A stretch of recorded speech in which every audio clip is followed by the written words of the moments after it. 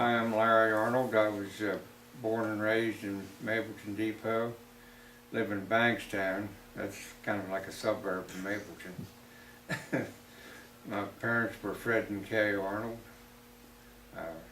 Lived in Mapleton, Bankstown all my life.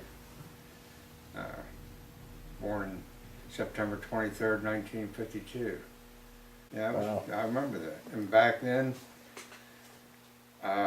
up there, up at the old school, you had to take your own lunch. You know, you packed your own lunch. So when we went out to the new school, they had a cafeteria and everything there, man. We thought we wouldn't have it.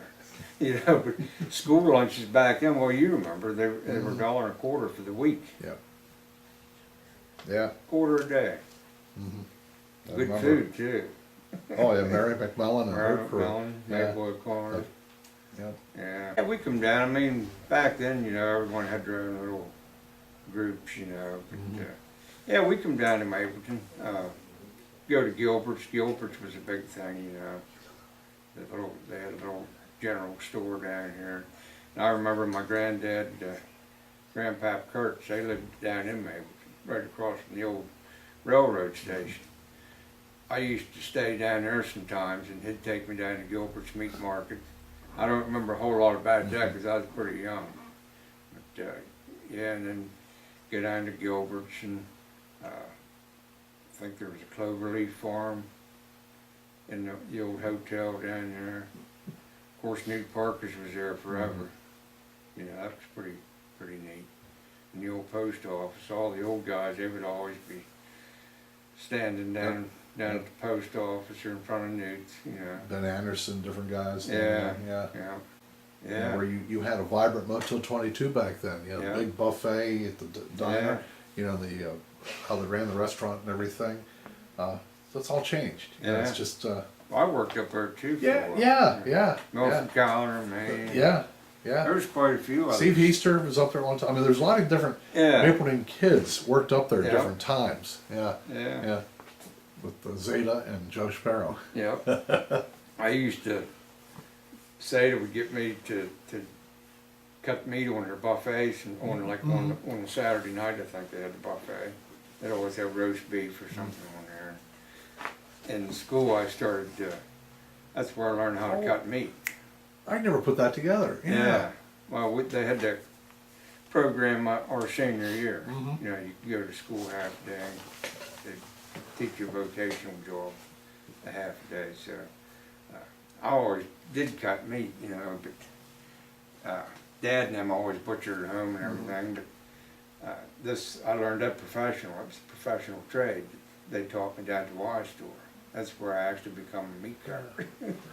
You know, I forgot about that whole motel connection though. Yeah.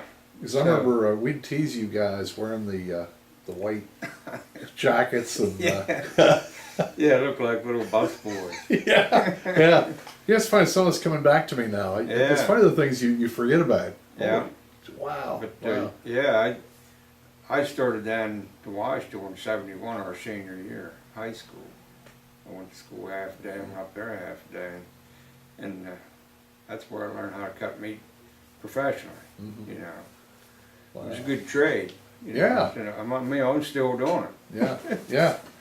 Well, that's sometimes the opportunities where you grow up that you're afforded to you at times helps shape where you go later in life. And unfortunately, a lot of times we don't give kids nowadays opportunities to even choose from. And it's like, well, what's changed? I mean, what is? I mean, some things are a positive change, some are kind of a negative change. But well, I don't know. You know, Bankstown, there used to be the old dinky. We live right. The dinky track's still there. Yeah. I mean, every once in a while we still find some old railroad spikes. I've got a couple pieces of railroad up there. Let me ask you something, because I talked to a couple other people about that, and they remember it, and but no one seems to remember exactly what it was used for. One woman thought they brought sand in from one of the quarries at the valley. Yeah. But then, right where Mary Wise's house is, there used to be a trestle there. There's a picture of it out there. But once they brought it in, where'd it go from there? Well, onto the tracks. You know, Bill, just from what I remember Dad and Uncle Herman and them talking about, Okay. because they said my granddad Arnold actually used to run that dinky. Now, Okay. I don't know for sure. Yeah. There used to be a little sand works right there across from Mary Wise's. Mm-hmm. There's still concrete pillars in there. There's, Okay. you know, pads. Right behind the cemetery there. Yeah. You know. So there was little. So they might have processed the sand right They there. processed it right there. Yeah, so they brought it in from what, at Harris Valley somewhere, Yeah. back on that little trail right Yeah. there. That And that track goes out past Cliff Cottage. right.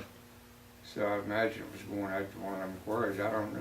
Because you get out there so far, and then it's hard to tell because of the road and different Yeah. things. Where did it go from there? So it's been hard to find out exactly. Was that sandstone they brought in? Was it shale, clay? No, what did they bring I in? think it was you know? sandstone. Sandstone.